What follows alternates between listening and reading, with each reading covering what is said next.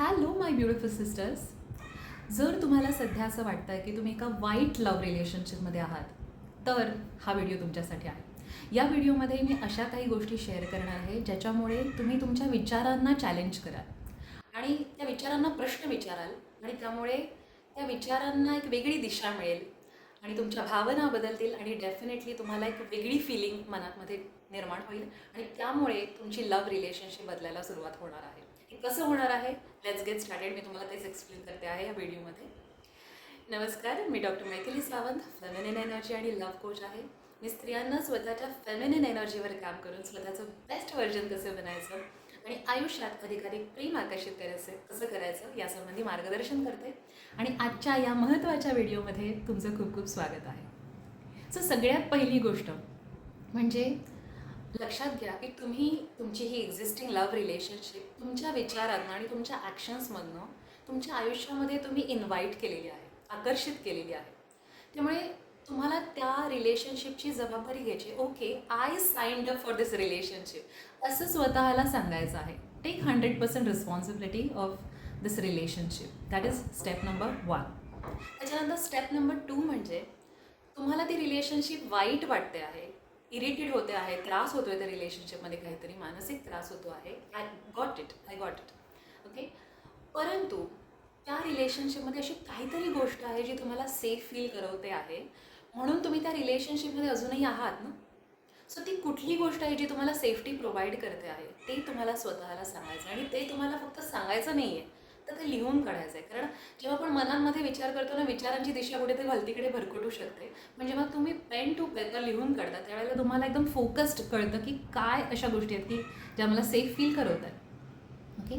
आपल्या ब्रेनचं वायरिंगच तसं असतं की ज्या गोष्टी आपल्याला सेफ वाटतात त्या गोष्टी आपण आपल्या आयुष्यात ठेवतो, आकर्षित करतो आणि त्याच्यामुळे तुम्ही या एक्झिस्टिंग लव्ह रिलेशनशिपमध्ये आहात त्याचाच अर्थ तुम्हाला कुठल्या ना कुठल्या पद्धतीने ती रिलेशनशिप काहीतरी सर्व करते आहे आणि ते काय सर्व करते आहे ते तुम्हाला शोधून काढायचं. मे बी फायनान्शियल सिक्युरिटी देते आहे, इमोशनल सिक्युरिटी देते आहे, सोशल सिक्युरिटी देते आहे, काहीतरी आहे. ओके.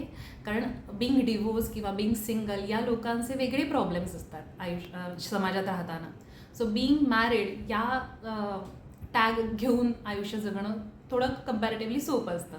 सो असं काहीतरी एक सामाजिक तुम्हाला सिक्युरिटी मिळते आहे किंवा financially you are being taken care of किंवा इमोशनल सपोर्ट आहे. जेव्हा when you have a family you have somebody to fall back, right. तुमच्या हक्काची माणसं असतात. सो असं काहीतरी आहे जे तुम्हाला सेफ फील करवत आहे, त्याच्यामुळे तुम्ही त्या रिलेशनशिपमध्ये आहात. ते स्वतःला सांगायचं आहे तुम्हाला. How this relationship is serving you, हा प्रश्नाचं उत्तर तुम्हाला लिहून काढायचं आहे. Okay. That is step number 2. त्याच्यानंतर तिसरी गोष्ट म्हणजे तुम्हाला प्लीज क्रॉस युअर हार्ट आणि तुमच्या हृदयावरती हात ठेवून स्वतःशी प्रामाणिक राहून तुम्हाला स्वतःला विचारायचं आहे की ओके, समोरची व्यक्ती तुमच्याशी वाईट वागते, जे काही वाईट वागते, तुम्हाला क्रिटिसाइज करते आहे, तुम्हाला अपलिफ्ट करायला मदत करत नाही आहे, ग्रोथमध्ये सपोर्ट करत नाही आहे, जे काही असेल ते, तुम्ही असं कधीच त्या व्यक्तीशी वागला नाही आहात का? विचारा. हा प्रश्न स्वतःला विचारा. तुम्ही सगळ्या रिलेशनशिपमध्ये नेहमीच काइंड, लव्हिंग आणि गिव्हर वगैरे अशा सगळ्या होतात का? तुम्ही कधीच समोरच्या व्यक्तीला उलटून नाही बोललात, कधीच काही क्रिटिसाइज नाही केलं? Please be very honest with your self. कारण एनर्जी अट्रॅक्ट्स एनर्जी. जे आपण देतो तेच आपल्याकडे परत येतं. तर त्याच्यामुळे ते को क्रिएशन आहे. ओके. सो ते रिफ्लेक्शन तुम्हाला चेक करायचं आहे. People are reflecting our energy back. तर त्याच्यामुळे ते रिफ्लेक्शन तुम्ही चेक करा आणि स्वतःला प्रश्न विचारा, how I have contributed in this situation. ह्या प्रश्नाचं उत्तर तुम्हाला लिहून काढायचं आहे परत. Okay.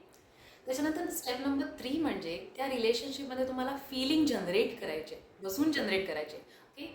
So feeling of gratitude ती जनरेट करण्यासाठी तुम्हाला एक थॉट देते मी की तुमच्या रिलेशनशिपला फर्स्ट टाईम मी सांगते की कम्पेअर करा दुसऱ्या एका रिलेशनशिपची जी अतिशय वर्स्ट आहे.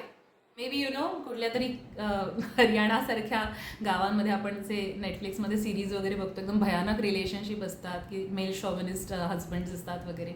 सो तशा कुठल्या तरी रिलेशनशिपशी तुम्ही स्वतःची रिलेशनशिप कम्पेअर करा and you will find out how grateful you are. तुम्हाला तुमच्या रिलेशनशिपमध्ये जे काही मिळते ते काही लोकांचं स्वप्न असतं. सो त्या ग्रेटफुल ज्या वाटतात ना गोष्टी, त्या तुम्हाला एका कागदावरती लिहून काढायच्या. Trick your mind. ओके. कधी कधी आपल्या माइंडला समजत नसतं की हाऊ ग्रेटफुल यू आर, ते आपल्याला पटवून द्यावं लागतं रिलेशनशिपमध्ये. सो त्याकरता तुम्ही तुमची रिलेशनशिप कम्पेअर करा अशा दुसऱ्या वर्स्ट काइंड ऑफ रिलेशनशिपशी. Okay, that is next point. त्याच्यानंतर त्याच्या पुढचा पॉईंट म्हणजे तुम्हाला त्या रिलेशनशिपमध्ये ना एक बॅलन्स क्रिएट करायला लागेल, बॅलन्स पर्स्पेक्टिव्ह. म्हणजे मी बऱ्याचदा असं स्त्रियांना बघते की माझा नवरा रोज लेट येतो आणि तेवढंच घेऊन बसतं, तो लेट येतो म्हणजे मी त्याची प्रायोरिटी नाही, he doesn't love me, he doesn't care for me, he doesn't respect मी, असं सगळं ते विचारांची मालिका एकदम निगेटिव्हिटीकडे झुकत जाते. सो असं व्हायला नको आहे ना. त्याच्यामुळे आपल्याला एक थॉट्सचा, विचारांचा एक बॅलन्स क्रिएट करायचा आहे मनामध्ये. Okay, so everything is balance. आपल्यामध्ये पण काहीतरी गुणदोष आहेत, समोरच्या व्यक्तीमध्ये पण काहीतरी प्लस मायनस पॉईंट्स असणारच आहेत, right. So you are not loving any perfect kind of a person. ते मिथ आहे, परफेक्ट असं कोणीच नसतं. सो त्या व्यक्तीतले तुम्हाला तुमच्या माइंडला फक्त दोषच समजा दिसत असतील ना, तर त्यांचे गुण काय आहेत ते तुम्हाला जाणीवपूर्वक जाणवून द्यायचे स्वतःला. ते प्रेमात पडल्यावर लोकांना फक्त ना ब्लाइंड फोल्ड झालेलं असतं ना, समोरच्या व्यक्तीतले फक्त छान छान छान छान पॉईंट्स दिसतात, चुकीचे काही पॉईंट्स दिसतच नाहीत. सो लग्नानंतर बरोबर उलटं होतं. काही स्त्रिया फक्त नवऱ्यामध्ये फॉल्ट्सच त्यांना दिसतात, त्यांचे गुड पॉईंट्स दिसतच नाही. सो असं एकदम असं ना टोकाची विचार करण्याची पद्धत जर तुमच्याकडे असेल, तर त्या प्रश्नाला, त्या गोष्टीला चॅलेंज करा तुम्ही. त्या विचारांना चॅलेंज करा की असं मी का म्हणते आहे. ओके, तो रोज लेट येतो आहे, ठीक आहे, पण तो कुटुंबासाठी कष्ट करतो आहे, मेहनत करतो आहे आणि अजून पण काही गोष्टी त्यांनी तुमच्यासाठी केलेल्या आहेत. He must have gifted you a child, right, or whatever, right. So छोट्या छोट्या गोष्टींपासून मोठ्या मोठ्या गोष्टींपर्यंत तुम्हाला एक असं त्याचे गुण पण आठवून द्यायचे. तो किती कर्तृत्ववान आहे, किती घरासाठी मेहनत करतो आहे, how he is providing for you, how he is giving you emotional safety, protecting you. हे सगळं तुम्हाला जाणवून द्यायचं आहे स्वतःला आणि ते लिहून काढा. डोक्यात ठेवून ते काही होणार नाही, त्यामुळे लिहून काढा. Okay, so that is next point. आणि त्यानंतर शेवटचा सगळ्यात महत्त्वाचा पॉईंट म्हणजे आपल्याला एक प्रार्थना करायची आपल्या छान रिलेशनशिपला अजून छान बनवण्यासाठी ना. होओपोनोपोनो प्रेयरचा वापर करायचा आहे. सो आता तुम्ही हा व्हिडिओ बघता आहात तर माझ्यासोबत ही प्रार्थना तुम्ही करू शकता. याकरता keep hands on your heart आणि स्वतःला तुम्हाला सांगायचं आहे की मी माझ्या या लव्ह रिलेशनशिपची 100% जबाबदारी घेते.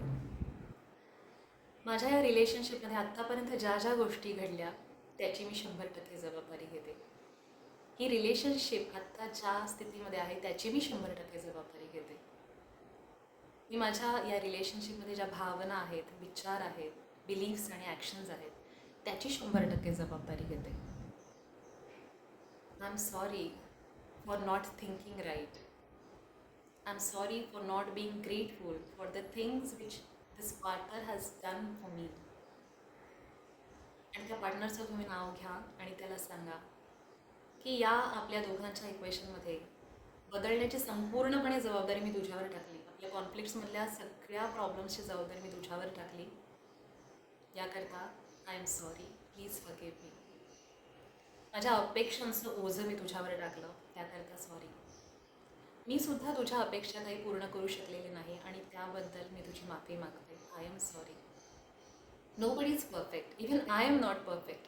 पण परफेक्शनचा ध्यास मी तुझ्याकडून घेतला, धरला, तो हट्ट तुझ्याकडून धरला, त्याबद्दल आय एम सॉरी. तू ब्रह्मांडाचा अंश आहेस and I love you so much.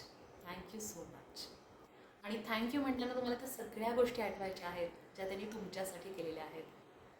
So thank you, thank you, thank you असं त्याला त्या गोष्टी आठवून म्हणायचं आहे. Okay, just do that. I am sorry, please forgive me, I love you, thank you. I'm sorry, please forgive me, I love you, thank you. Just say that and feel the feeling of gratitude. Okay? A grateful woman is the most attractive woman. Okay? ज्यावेळेला तुम्ही तुमची ही vibration बदलाल ना, त्यावेळेला ते तुमच्या प्रेमात पुन्हा नव्याने पडते. Trust me. ओके, हे करून पहा. आणि हा व्हिडिओ पाहिल्यावर तुम्हाला काय वाटलं, ही प्रार्थना तुम्हाला त्याने काय फिलिंग जनरेट झाली तुमच्या मनामध्ये, ते माझ्याबरोबर नक्की शेअर करा. I see you in the next video. Till then take care. God bless you. I am rooting for your success. I love you. Thank you. Bye.